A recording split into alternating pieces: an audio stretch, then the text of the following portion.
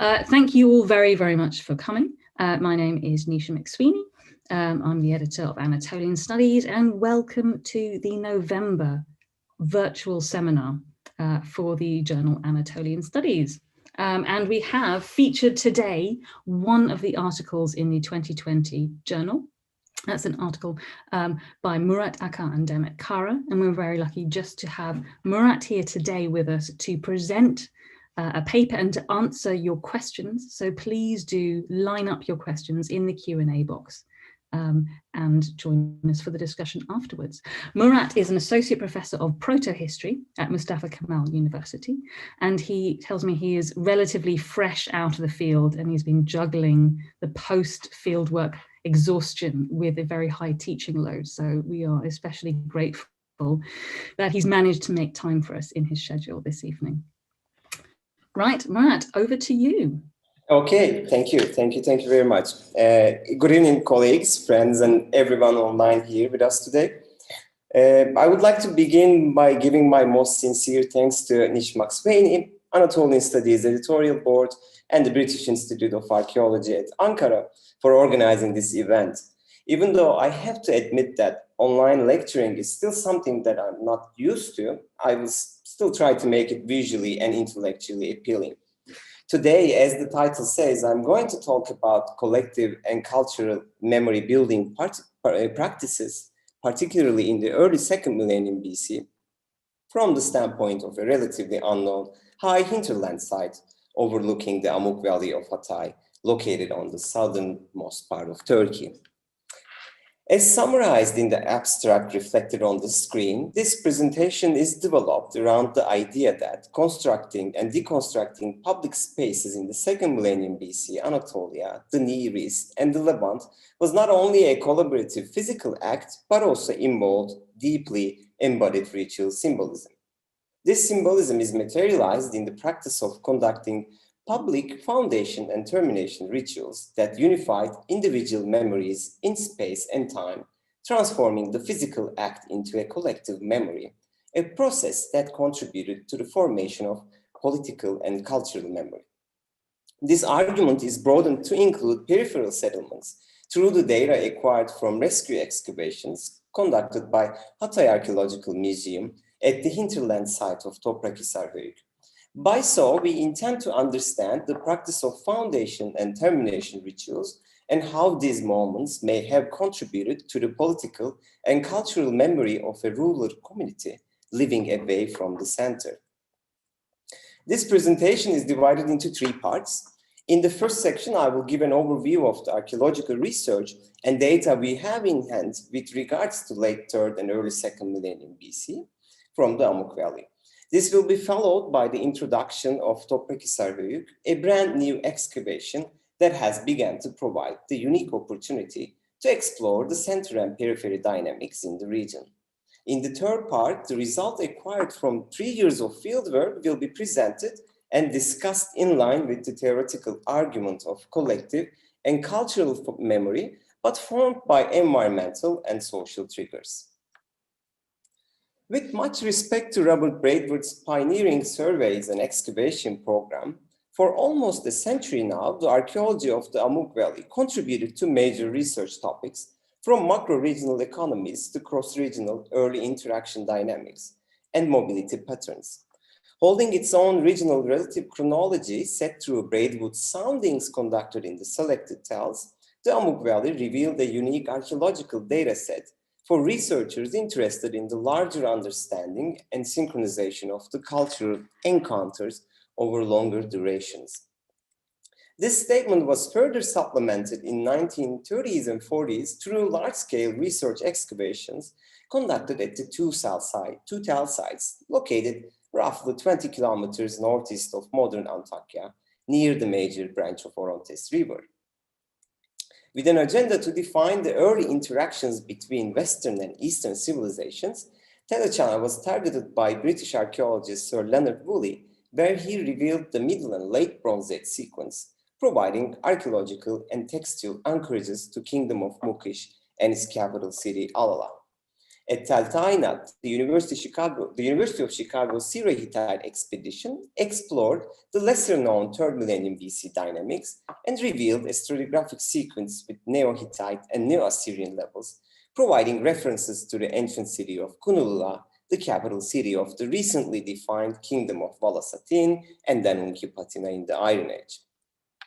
Following a half-a-century break, the region was retargeted for extensive research under direction of Kutlu Aslan Yener, when the second round of archaeological surveys were concentrated on understanding the changing settlement patterns in relation to turmoil, political, economic, and cultural history of the Near East and Anatolia.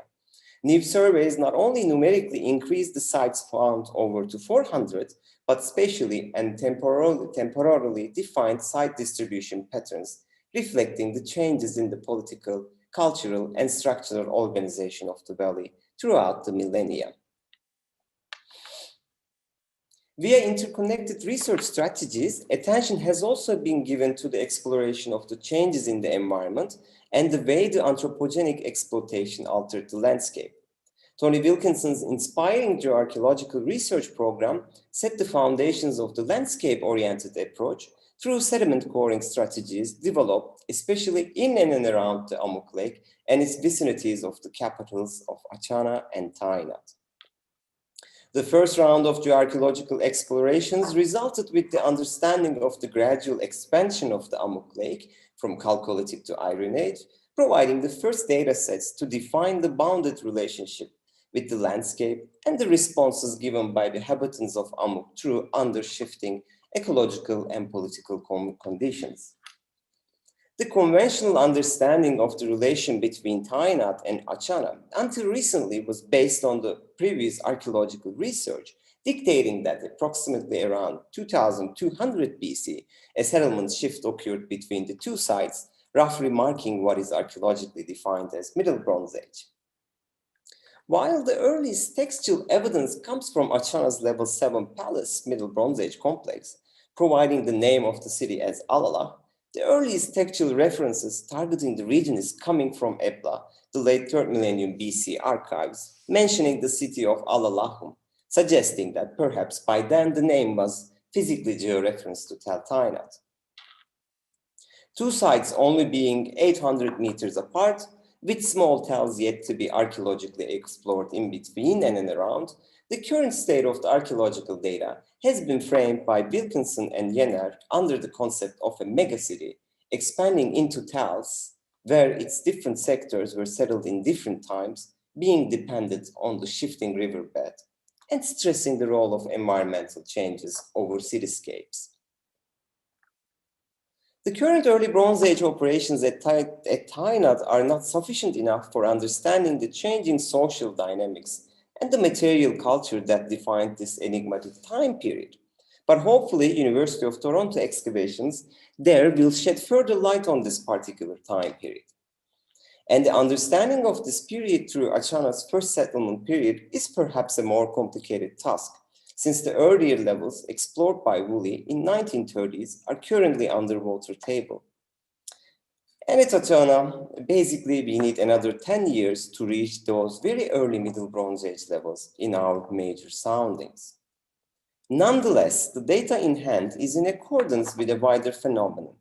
Following the collapse and then re-establishment of the supraregional chain of networks of the early Bronze Age, trade became a primary motivator, altering urban landscapes in Anatolia, the Near East, and the Levant. This is reflected in centralizing the role of the administrative complexes dedicated to strategies coping with an increasing amount of production and storage, extending over Orontes, Halis, Euphrates, and Tigris basins, as places of individual and group-based interactions involving production, surplus management, and trade. They were also regarded as the three-dimensional representations of the abstract concepts of prestige and power of the ruling authority. However, since many times the region is only explored through its major sites, from funding concerns to attractiveness of larger sites, the major research questions on urbanization often gets explored from single-sided perspectives, the center, This excludes how societies react as a whole or how resilient survival and urban expansion strategies may have been developed, especially at the often neglected peripheries, which were responsible for maintaining surplus supply or the production of valuable trade products.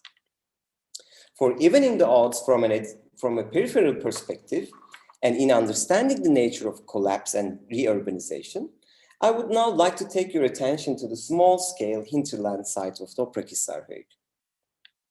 The site is located along the Beyaz Çay River, one of the most accessible narrow valley systems that connects the highland Altınözü region to Amuk Valley. This is a relatively unknown area for the earlier history of the region, since until lately, much of the archaeological research was conducted on the Amuk Valley, excluding highland periphery dynamics. To conduct research excavations at the peripheral site created the exclusive possibility to explore the often theoretically emphasized center and periphery dynamics within its regional setting, as well as the role that the peripheries played in the larger understanding of the regional and interregional exchange systems. Along with classical and Byzantine period settlements, the number of mound-type sites with prehistoric occupations were spotted during the recent surveys conducted by Hatice Pamir and showed that Toprakisar was along the route that connected the Amuq to highland valley sites in the southwest and to the Lower Orontes region in Syria, likely through multiple hilltop passages. Today, the hills around Toprakisar are covered with naturally grown and cultivated olive trees, and the business of olive oil constitutes the main source of income. Although no classical period olive production centers have been recorded yet, the region was subjected to settled human activity from at least early Chalcolithic onwards. In addition to archaeobotanical research, Toprakisar has now been revealing evidence for significant amount of olive and grape consumption. The institutional organization of the production and then distribution of olive oil and wine has been regarded as a major source of income for the palatial systems in the Eastern Mediterranean Bronze Age. According to available textual references, it was highly prized outside of its limited production zone, and major sites like Mari or Amar in the Euphrates had to acquire their wine from Aleppo and its vicinity. Unfortunately, less is known from the Bronze Age context regarding their production process, and much of our understanding is dependent on the vessels in which they were stored or distributed. Olive oil was extensively referenced in Alalakh, Middle and Late Bronze Age textual sources dealing with land tenure and exchange and purchasing of towns. The textual evidence implies that certain administrative privileges were granted to settlements specialized in olive oil production. Located circa 140 meters above sea level, Toprakisar gently connects with the Piedmont of the hills and can be defined as a hillside mound settlement.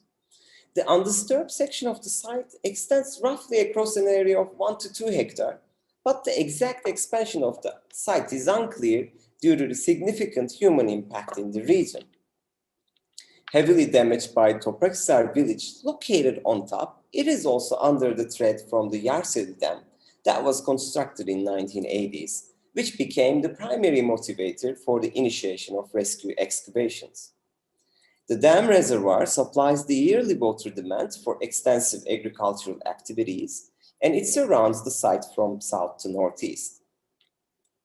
The sharp crescent-shaped cut that exposed the entire south section of the mound at first sight was thought to be the result of 20 years of erosion created by the dam reservoir. This turned out to be a complete false interpretation when the declassified coronal satellite images taken prior to the construction of the dam were investigated. The images show that the site by that time had already acquired its current shape with a clear cut on the south and all the river channels visible on its southern extension. This suggested the possibility that the site was progressively cut through time by high-density river flows, providing a glimpse of environmental and climatic fluctuations in the region. The preliminary extensive surface surveys conducted on the eastern slope of the site revealed material evidence that the site was continuously occupied from 6th millennium BC to the first half of the 1st millennium BC, with a break during the late Middle Bronze Age, which lasted throughout late Bronze Age. This is in contrast to Amuk Valley settlements, and it's a key feature of the site since much of the recent archaeological research conducted in the Amuk at the sites of Tel Kurdu, Tel Açana, Çatalhöyük, Tel Tayinat have revealed archaeological data from narrowly defined chronological time periods. This problem created major gaps significantly in the prehistoric sequence and in understanding of local responses given to larger phenomena such as Ubaid-Yuruk affinities, the early Trans-Caucasian influence, and the lesser-known early Middle Bronze Age transition in the Amuk Valley. Once revealed, Toprakhisar's complete stratigraphic sequence will contribute to the understanding of the cultural transformations occurring over long durations and from a ruler perspective. The rescue excavations were initiated on the edge of the highest part of the mount, where the top 2 meters had previously been bulldozed to create a flat surface for the construction of a barn, which in time was also demolished. The area was then backfilled to be used for small-scale agriculture activities, and the village coffee shop was built next to it, creating a sort of social gathering vantage point. I have to admit that we benefited from every aspect of this coffee shop, from turning it into the excavation headquarters to our routine services to the excavation area. The earliest architectural remains are defined by small-scale domestic units dated to early Middle Bronze Age or terminal early Bronze Age in local phase 4. Building 2, which is the subject of this talk, is defined as local phase 3. The succeeding phase revealed increased Middle Bronze Age pitting activity that indicate a functional change in the use of space. The modern terracing operation and the remains of a barn represent the recent activities under local phase 1. The exposed section of the building 2 expands to an area of 125 square meters. It was specially analyzed with 5 main sections. The outer space, which possibly functioned as a street that leads to the passageway itself, the narrow buttress rooms constructed on a northwest-southeast axis, and the partially exposed storage rooms in the northeast, and finally courtyards. Building 2 was solely built of mud bricks with no stone foundations, a similar characteristics to Amuk Valley architecture in general. Room spaces and doorways were created by the use of partition walls extending from the buttresses on the northern wall and 2 partition walls extruding from the southern wall. The overall wall thicknesses of the 2 projecting walls showed that the structure was likely 2 stories high. Consisting of narrow buttressed corridor-type rooms arranged in a terraced terrain in the south, Building 2's northern extent was occupied by courtyards with designated cooking platforms and storage sections, revealing a large cache of utilitarian objects used in food preparation, serving, and storage, also including 5 distinct decorated horseshoe-shaped hearths related to large-scale cooking, well beyond the needs of a single household.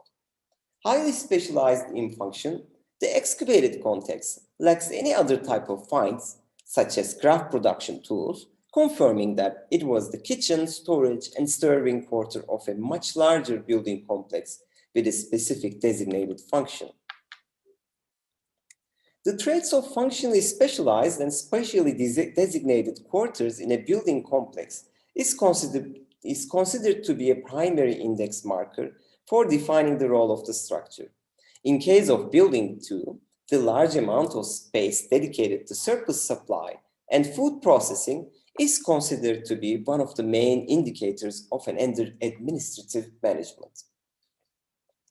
This is likely related to the number of personnel that administrative management was responsible for feeding in return for labor-intensive activities such as olive grape picking and oil wine processing for distribution of food and corvée labor practices. This functional interpretation of Building 2 matches well with the textual evidence acquired from Level 7 Palace archives at Açana.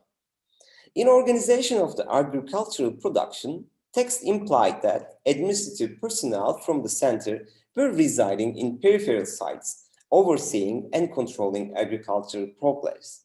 Thus, we argued that building 2 was likely used by a local ruler or by an administrator from Alala in management of the labor and surplus supply that was being delivered to centers. The appreciation and adaptation of an architectural style that shares similar structural and symbolic attributes in a broader regional and inter-regional setting is accepted to be another characteristic that can be used as a second index marker that designates and differentiates the status of a building into a privileged stage. The plan of building 2 convincingly finds almost exact parallels with the kitchen, storage, and serving quarters of the administrative structures excavated in the nearby sites and regions dated to Middle Bronze Age. The style and function-based comparisons with the kitchen, storage, and serving quarters of the Western Palace of Ebla, Level 7 Palace of Alala, or the period 16 burnt building at Kinetöyük indicate that the arrangement of administrative space in the Middle Bronze Age had shared similar trends in Eastern Cilicia, Northwest Syria, and the Amuk. While Ebla and Alala were of course the urban centers of the region, Toprakhisar Höyük is accepted as a secondary site with a designated function, but adopted a commonly accepted stylistic trend.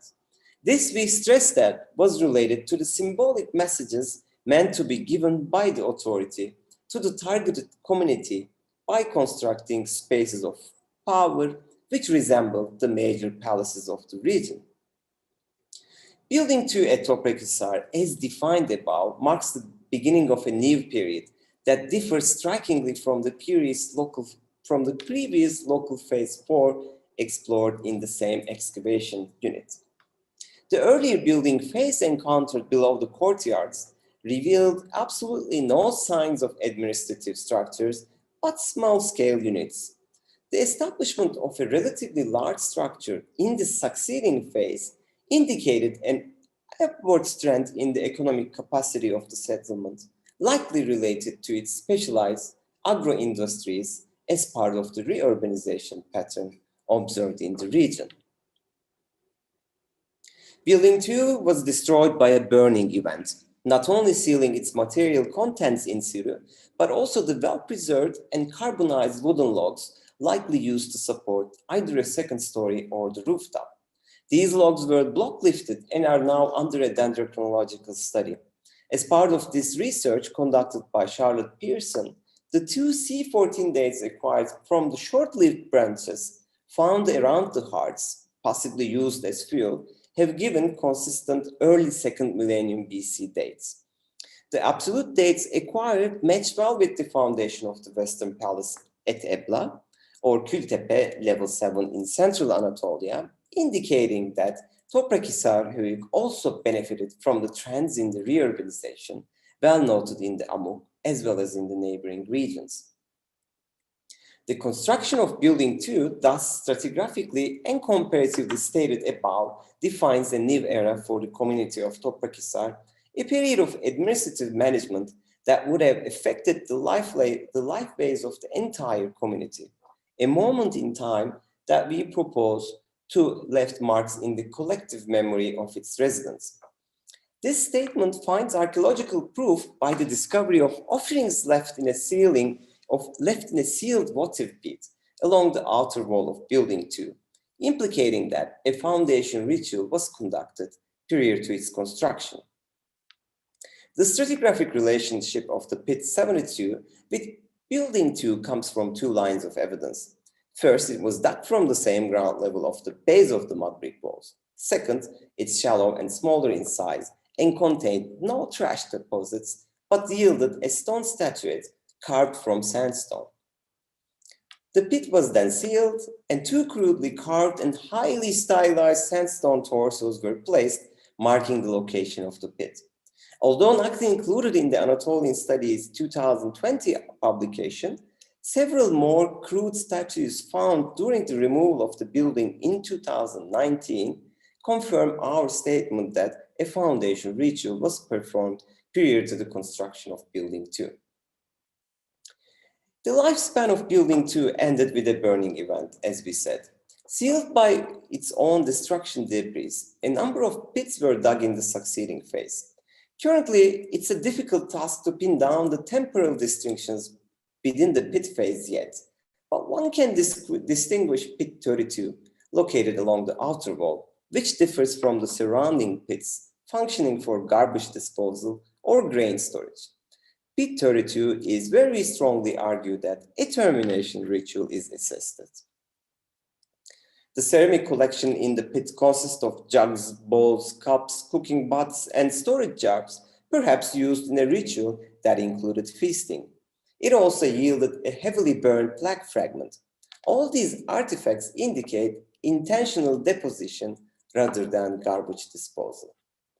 Only the upper left corner of the plaque has survived, but the framing indicates that a figurine might have been attached in the center, according to similar examples found at the upper Tigris site of Firba Merdontepe. The object was likely used as a wall decoration. The 3 perforation holes visible in the back at least confirms this statement. The literature on foundation and termination rituals from the first half of the second millennium BC, specifically from the Amuk and connected regions, reveals that the practice was not only related to temples, but also expanded to spaces of political authority, including administrative complexes, forming the entangled spaces of cult, ritual, and political power. Such a statement is best defined through a sacred space surrounded by both public and cultic building, also including favissas with ritual paraphernalia. The construction of the royal palace at Katna over the Elite necropolis has been interpreted as a foundation ritual, creating a commemorative link with the past. And the late Middle Bronze Age favissa found in the Upper Mountain Area Age was suggested to be used for a termination ritual in relation to buildings of cultic and administrative importance. The construction of the sacred Middle Bronze Age Monument 1 at El Mara over the early Bronze Age mortuary may indirectly be linked to a foundation ritual, where the choice of the location aided in creating a link with the ancestry. Similar practices can also be observed at Alala, where cities' temple and palace complexes were integrated into one, and termination rituals were performed during the decommissioning of buildings of significant importance, with evidence pointing to animal sacrifice and feasting for socially binding performances. The amount of investment put in across both space and time when constructing spaces of authority is connected to the economic and political autonomy of the ruling party. The establishment of networks that provide access to raw materials and craft specialists. This level of multi-user interaction not only necessitates the participation of the conspicuous consumer in the act of building political, economic, and symbolic spaces, but also an awareness and acceptance of social groups. This, we argue, that was achieved by targeting the collective memory of the residents of Toprakhisar Höyük through ritual and cult during the foundation and then termination ritual of Building 2. Thus, it had a political agenda and was likely mediated by the ruling authority. The rituals performed for an administrative building dictate its importance from a ruler's perspective.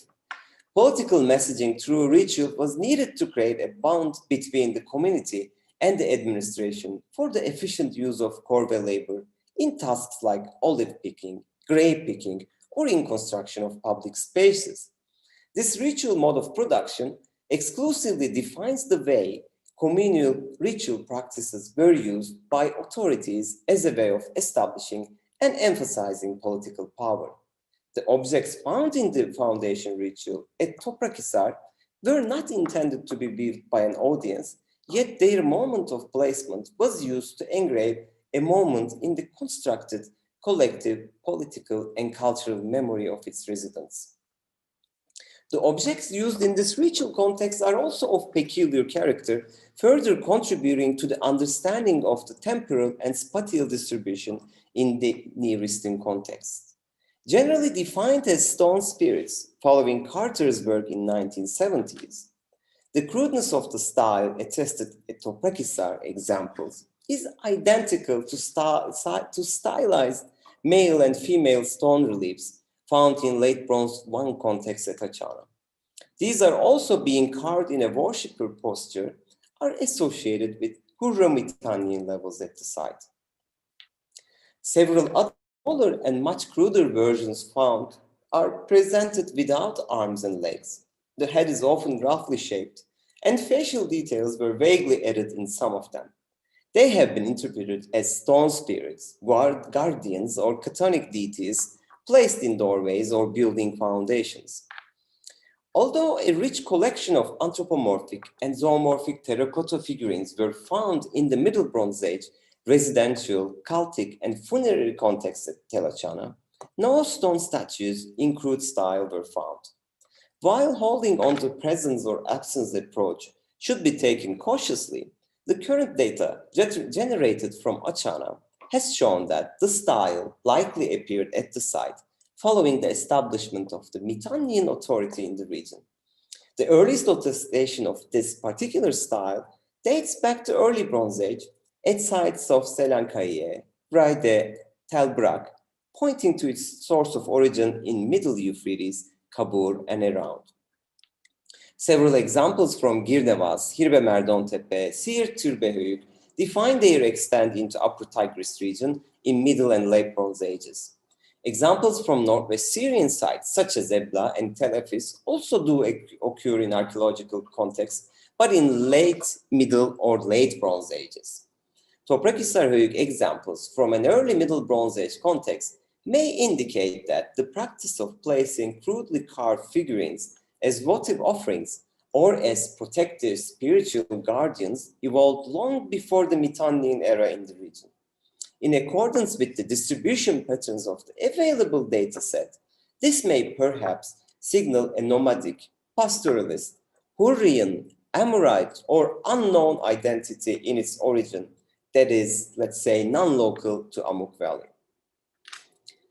The Amorite and Hurrian movements in Northwest Syria and the Amuk, and their role in the formation of the early Middle Bronze Age state kingdoms has been a subject of major debate, yet there has been no consensus on the matter. Textual evidence implies that Amorite movements likely began at the end of 3rd millennium BC as an intrusion of pastoralist nomadic groups, gaining administrative control of the region in key sites such as Ebna, Katna, or Alala. On the other hand, the Hurrian identity in textual records also extends back to 3rd millennium BC through textual and archaeological data obtained from Kabur sites such as Urkesh, Tel Mozan.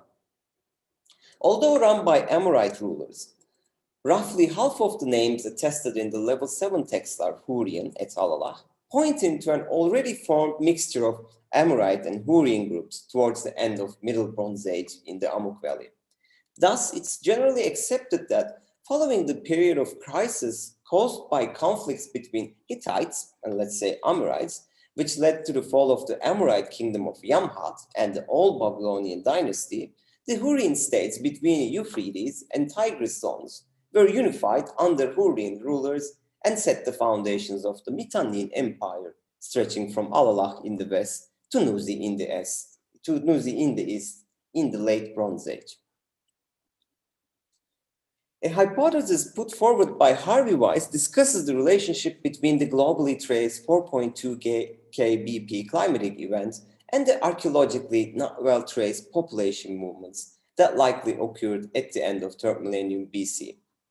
This particular event created arid environmental conditions, especially in northern Mesopotamia, and it's suggested to be a catalyst behind the nomadization of diverse groups, such as Amorites or Hurrians, to more favorable and climatically less stressed regions. Due to its karstic nature, the Orontes River and its catchment area is defined as a habitat tracking zone, a hypothesis whose validity has recently been traced through the sediment coring project conducted in the Amuk Valley around Tel Tainat and Tel Achana. The results of this work will be further advanced Once we finish processing the results of the successful geoarchaeological fieldwork, ended with acquiring of 13 undisturbed sedimentary cores around Toprakisar, as well as through the recently started TÜBİTAK-funded geoarchaeological research program in the Amuk Valley. Nevertheless, the 2018 sediment cores around Telechana currently confirms that the Amuk Valley was likely less affected from the 4.2 kbp aridification event and may indeed have acted as a refuge zone where nomadic pastoralist groups, including the Amorites and Hurrians or other migrants, were attracted to escape from the insufficiently rain-fed arid zones. This environmental approach, apart from long-distance cultural interactions, may well be seen as one of the triggering reasons behind the appearance of stone spirits genre at Toprakhisar Höyük in the early Middle Bronze Age, since ritual objects are regarded as distinct markers for defining culturally and traditionally distinguished groups. The material connections of Toprakhisar Höyük with the Kabur and Upper Tigris regions, to be discussed, let's say, in another lecture, is also evident in the daily life cooking practices, including the use of distinct decorated horseshoe-shaped hearts. Similar in style to the hearts and handrons found at sites like Urkesh, Tel Muzan, Hirvemerdon, or Müslümantepe, the Middle Bronze Age decorated hearts, as suggested for Kabur and Tigris sites, may perhaps have their roots in the deeply embedded practice originating from the early Transcaucasian influence in the region. Interestingly, no such decorated hearts nor stone spirits were found at the capital in the Middle Bronze Age. The recently published aDNA datasets from Middle Bronze Age human remains at Avala and Ebla may perhaps point to this nomadization process. However, early Bronze Age samples from Euphrates Tigris area are necessary for giving further solid statements on the issue. Thus, the current dataset may perhaps suggest that if habitat tracking populations arrived in the Amuk towards the end of 3rd millennium BC, their intrusions likely occurred at rural sites due to the resistance of centers to new pastoralist groups. Thus, being semi-isolated from major centers in the second stage, these newcomers seem to have continued to perform their own local practices. To sum up, the Middle Bronze Age ruler dynamics and the way the symbolic messages was manifested in the formation of political and cultural memory of the remote groups living in the rural peripheries is a completely relatively new and limitedly explored subject. The vital economic role that peripheries played and the ways in which the authority was established are suggested to be mediated through ritual commemoration. The architectural and material evidence implies that rural sites were likely directed at adopting similar interregional trends in architecture and material culture, but also held on to practices that reflects rural perspectives. The similarity observed in rituals, as well as daily life practices between these distant but culturally linked sites, also further suggests the unexplored east-west oriented population movements during the end of 3rd and the beginning of 2nd millennium BC. Furthermore, the symbolic messaging is accepted as an intended social construct that requires the perception, appreciation, and acceptance of the responding social groups and is seen as a social experience. These symbolic expressions are aided by the material world, which develops mediated consciousness in the society. Architecture shapes the individual and collective memories, directs what to know and how to remember, and creates bonds with the living space. Thus, we argue that the power to construct or deconstruct physical spaces provide the ruling authority with the possibility to alter social memory. This constructed form of memory is political and it forms the basis of cultural memory. And finally, I would like to thank you all for attending to this evening lecture. I also, in front of you, would like to salute the team members of Toprakhisar Höyük, as archaeology is nothing but an effective collective act. Thank you for listening. Thank you very, very much, Murat. That was fantastic. And yes, we should all also salute the whole team. That was obviously great teamwork in difficult circumstances. I see you all with your masks on this year. Fantastic. So if you have a question that you would like to ask Murat or a comment, please do type it into the Q&A box and I will read it out. I think some questions may come across from the YouTube people who are attending at some stage. Jeffrey already says, thank you very much. I'm going to start with, I have a number of questions of my own and I will see how far I get before people start to add some in. One is a very specific question. You mentioned that you had found some more statuettes in addition to the ones that were published in the Anatolian Studies article. Are these similar? Are they also, I think you identified the initial one as a male one with a hat, with a cap. Are they similar? Are they different? How different are these new ones and how many have you got? We got two more. One is quite big actually, like much bigger than the ones that I show. And if we would like to like genderize this whole issue, more like a female, I would say. These are coming from wall foundations. That means this is quite important because in my lecture, I said specifically that in the Amuk, we don't have stone foundation as part of like the architect. Yeah, we do have like in public buildings, like once in a while, but like most of the time, like for all of us who are dealing with like the Amuk archaeology, I know like there are many here now, we know that like stone foundation is not something that we're very used to. So, and in this case specifically, these sandstone statuettes were found in exactly underneath the walls, suggesting that they were intentionally there, but not just by accident. Thank you. That is very helpful. We've got a couple of questions coming in the Q&A. Chris Williams says, here we have trade and organized employment, possibly enforced employment. Any thoughts on how money or value was transferred between the involved parties? Yes, that I can actually, this is a perfect question. Thank you for that. This is, so I can actually give an example. Nowadays, as I said, because the region is still like actively involved in the business of olive oil, there are a couple of ways to do payments to seasonal workers. So when you go and work for the part, like one particular person, let's say, you get paid by olive oil. So you go like pick olive oil for like people like who owns the land, and you get paid in olive oil. So it's like not money, like now, like people still prefer to get their payment like with olive oil. And I think that's exactly what was happening in the Bronze Age as well. Makes a lot of sense. Lorraine Clay asks, are all the buildings rectangular and buttressed?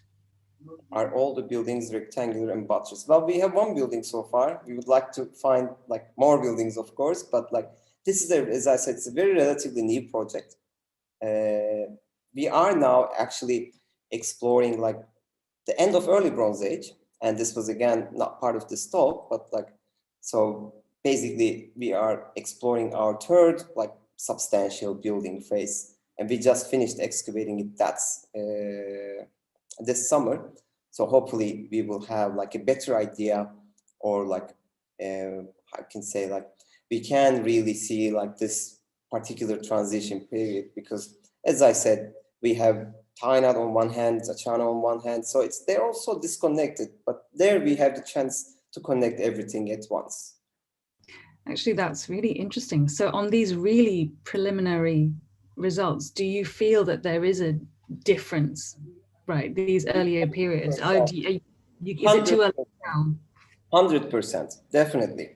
In fact, like this is what we have been discussing the whole summer while we were digging the early Bronze Age building. So it's complete opposite. So it's very different, very different. So you need to get suspicious if it's that different, let's say. Right.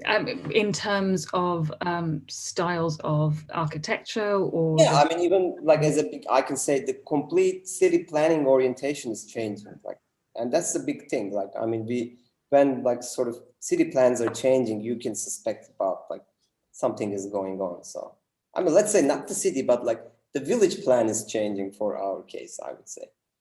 yeah, I think that is different when you shift orientation of streets and buildings and the uses. Exactly, exactly. And this is what we observed for the transition from early Bronze Age to Middle Bronze Age. Something else that I was thinking is particularly interesting. You've mentioned you showed lots of pictures of the horseshoe-shaped hearths, and these are very important. Obviously, we're talking about rituals which bring in the community, performative rituals which give people that sense of communal identity and investment in that identity. But can you get a sense of scale? So you've got 5, is that right? You've got 5, which can give you larger than household cooking. But what kind of scale are we doing? And is there any way of calculating how many people you can cater for? How big are we talking? We can, not directly through maybe cooking, but through storage and like the amount of like vessels we have. Well, it's definitely, I mean, right now it will be like difficult to say, give you an exact number, but as you said, it's definitely more than a household. But one interesting thing, once we found those horseshoe-shaped parts, the very first thing that Aslıhan Yener asked to me was that check if they were used for also metallurgical activities. So that was like sort of an order coming from very high up, I would say. So we checked, and no, they were not. So they were only for cooking purposes. So, but again, as I said, definitely it should be like, I don't know, okay, who we can say 20, 25, 30, like it's hard to say right now, but like it's definitely not a family. Yeah, and it's hard to get a sense of the overall, demographic calculations are always kind of questionable as well. So, but it's certainly, that is significant scale. Do you have a sense of the cooking wares, or do you have much of that, cooking pots? Well, I do have a sense because this is, I mean, not, I could say like, this is what like, but this is what my wife is doing like intensively, like she's working on the cooking practices, and this is in fact something that she's trying to understand, as if there is a difference in terms of like eating habits between center and periphery. But this is a question that I can skip for now, like let's say. It's like, because it's still in progress, we're trying to understand. The problem about the Middle Bronze Age pottery is, like, to tell you like briefly, is at least for that region, is that it's quite homogeneous for over a very long time. So like that's why we are preferring to base our chronology more on C14 rather than relative chronology, because like for almost 400 years, the changes is like very little. So we are kind of trying to avoid like pottery for dating purposes, but like for, of course, contextual meaning, like this is something that is still ongoing. Oh, well, that is exciting. I think really culinary practices are super important when we're thinking about migrants and the traditions they bring with them. So that is something exciting to look out for in the future. Definitely, I look forward to that. And also, I'm hungry. Chris Williams has followed up his question by saying he's not sure that longer distance trade pavement would work using just olive oil. Yeah, that's true. But for long distance, that's a whole other story. So like, this was more for like, my answer was for more like this regional payment. The long distance is another story, but there's like massive amount of textual references for that about like what is being exchanged. But like what we can tell is that like olive oil was very precious, wine was very precious. So once you have them, they are very profitable in exchange dynamics. Olivia Arkley has asked, would this cultic consolidation be an extension of the urban examples or an entirely different strategy? Well, I don't know. Like, it's very hard to answer this question. Well, we are, as I said, like, the whole problem is like in this puzzle is that we have like very little idea about what's going on in centers, because it's very hard to expose sort of like to get good enough exposures to understand what's going on in capitals. Whereas like here in our example, since this is a very small site, relatively small, let's say, it's like much easier to get sort of broader expansions to understand the context and whether they're administrative or cultic. However, to do these comparisons, like we still need like some more work. I guess at least this presentation was an effort on this, but like we need more work, obviously. I mean, I agree totally. I think it is really interesting to think about what's going on in rural areas and smaller settlements, second order settlements, third order settlements, because for very good reasons, a lot of our attention has been on the large urban sites. And I think actually you can get a different sense of social dynamics. And if we're looking at population mobilities, they may well, you might see these in the rural areas better. Exactly. Lut van der Put says the mud brick walls do not have a stone foundation, and Murat Bey say this is normal for the Amuk Valley. It seems to me that this would weaken the strength of the walls. Are the reasons known? There are some reasons. The first reason is there are no stones. That's like at least like sort of in the Orontes and around, like very limited supplies. So like palatial buildings do get stone. They deserve to have stone foundations, but like much smaller units, they don't get, and they're not being used at all. But I also would like to say that like, yes, mud brick is very fragile when you don't have stone foundations, but it's not really like as you suspect. Like we did many experiments about like how you can build without stone foundations and how much they can survive. In fact, we have one particular mud brick at the top of our excavation roof that has been there for almost like, I guess, 10 years now. Just one mud brick by itself. And it's still standing, like nothing is happening. So it's actually, mud brick is like much more stronger than expected, I would say. That's interesting. I think we sometimes underestimate the strength of some of these, but interesting. Stephanie Eisenman has said, is there a gap in occupation of the site between the early bronze and middle bronze? Or did the rebuilding and reorientation start right after the end of the early bronze building? This is something we can discuss with her like after this session, because I know why she's asking these questions, but yes, there is a complete orientation difference following this massive destruction observed in an early Bronze Age phase. So there is a difference in orientation, to be clear, saying between early Bronze 4B and middle Bronze 1. And high, by the way. Sounds like there is an ongoing discussion. Yes, there is. Also an ongoing discussion. Chris is picking up again on the conversation earlier about olive oil and payment and values. And he's said specifically what references, although I'm not sure exactly what he means. Like you mean, at least for our case, for the Amuk case, I can suggest to check Jake Launger's book, The Man of Yamhat. And there is all these textual references, especially to a town called Murar, which is very interesting. I love that site because it reminds my name. So that's one thing, I guess. And it's all about olive oil and exchange between like town of Murar and Alala. There seems to be a lot of business going on based on olive oil. So I recommend that book for that. You haven't been tempted to try and identify the name of Toprakhisar. You don't want to identify as Murar, was that possible? Yeah, for me it's Murar already. Oh, okay. So, but it's just for me, so. Fair enough. The most important. Well, if there are any further questions, do feel free to add them in the Q&A. I'm going to take this opportunity to draw your attention to something that Charlotte has put for us in the chat about the reopening of the BIA library and also further events. We have one more seminar for 2020 in this year.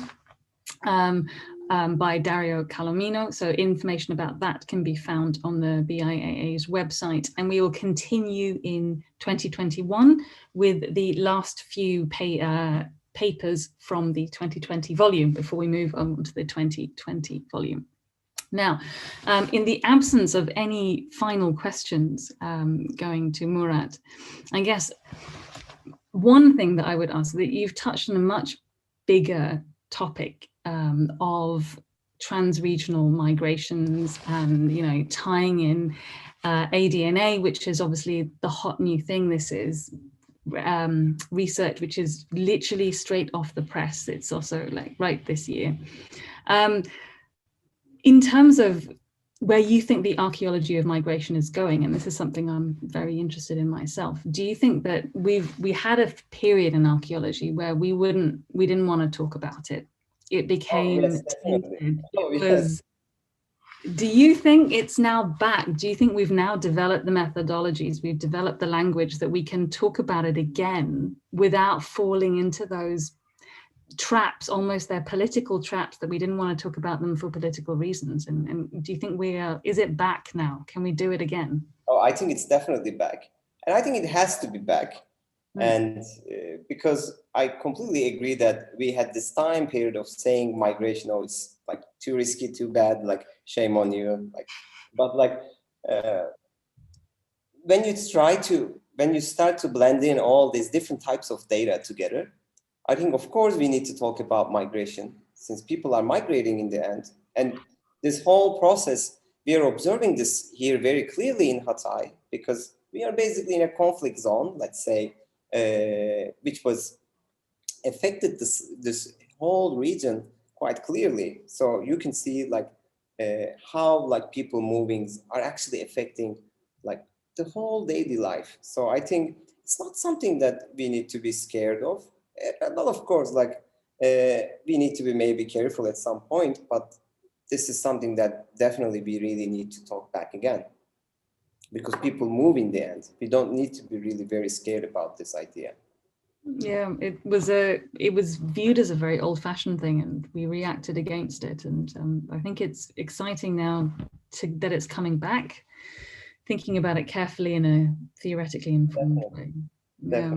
No, it's great to see it back being done sensitively. Helen in the meantime has got a question. She says, can you tell us more about how you determine whether a foundational deposit was made in a public ceremony, and what the evidence is for the formation of collective memory, as opposed to limited to the religious or political elite? Oh, that's a very, very good question, Helen, but I think it's quite impossible to answer this, like in the sense that what I can say stratigraphically is that the foundation rituals are related with the building.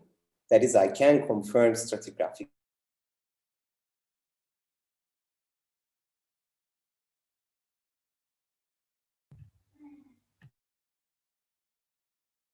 Say.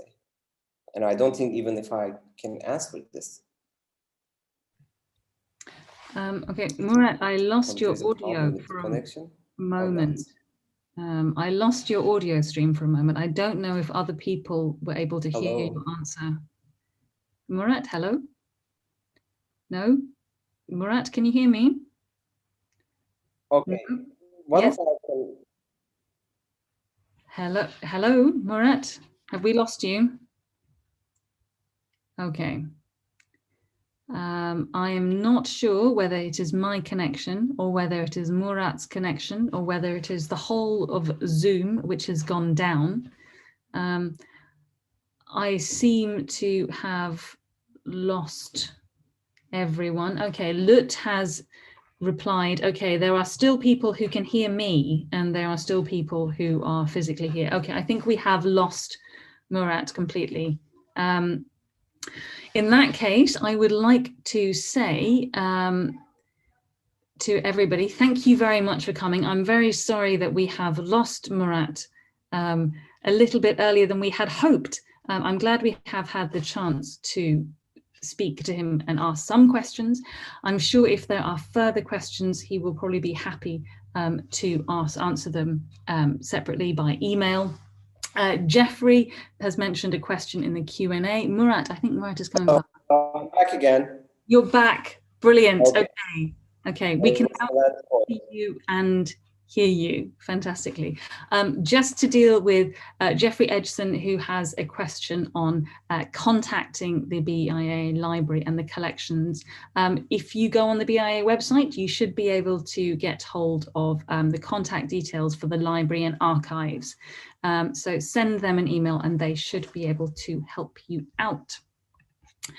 Murat, I'm very sorry, we didn't hear your answer to Helen's question. Or at least I have no answer to Helen's question. That was a quite hard one. Okay.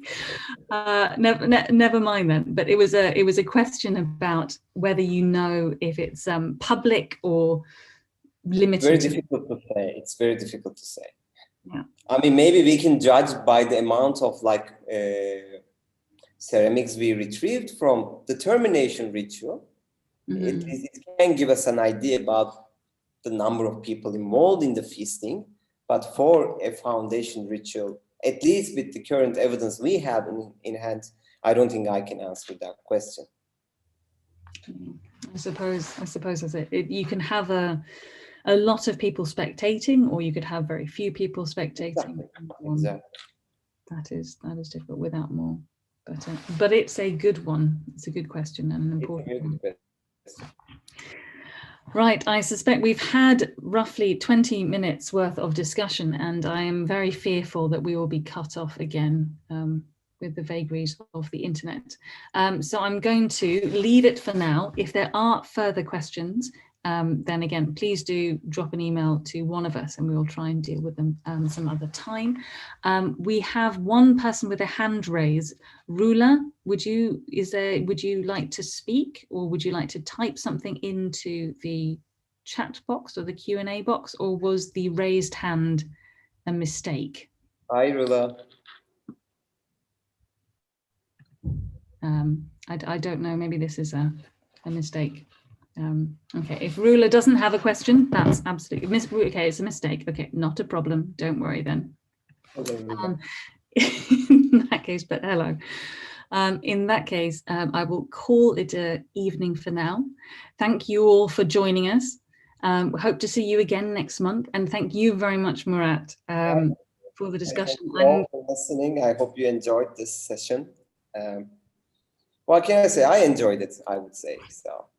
Fantastic. It has been a lovely Tuesday evening, and I really look forward to hearing the next installment, because it sounds like there is much more to come out of this. It really does sound exciting. Thank you very much. Right.